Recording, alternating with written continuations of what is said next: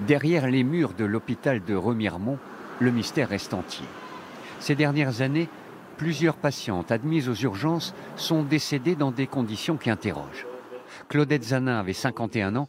Elle a été hospitalisée pour une pancréatite aiguë. La famille est laissée sans nouvelles et 3 jours plus tard, l'hôpital appelle son mari. On m'appelle vers 9h30 en me disant que 9h30, 10h, en disant que ma femme s'enfonce et que je dois venir à l'hôpital. Mais en fin de compte, elle était déjà décédée. On n'a pas d'heure exacte de la mort de mon épouse. Une zone d'ombre parmi d'autres. Ils n'arrivent même pas à savoir si les analyses ont été faites. On ne sait pas si ces examens sont faits ou pas. On n'en a pas.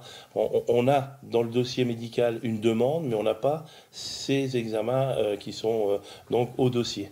Ma maman, elle est laissée pour compte dans son lit, elle a mal, et puis les infirmières passent, mais elles peuvent rien faire, elles sont pas médecins. On se rend compte que on va de bêtise en bêtise et ça va pas.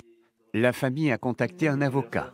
Déjà en charge de 3 dossiers, Nancy Rizacher a porté plainte pour homicide involontaire. La famille Zanin est le 4e cas litigieux. Il y a le fait que les pathologies pour lesquelles les patientes avaient été hospitalisées étaient des pathologies qui étaient curables.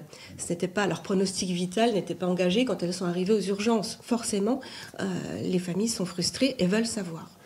L'hôpital reconnaît un problème de communication mais déclare attendre les résultats de l'enquête. Une information judiciaire a été ouverte par le parquet d'Épinal. Le SRPJ de Nancy mènera les investigations.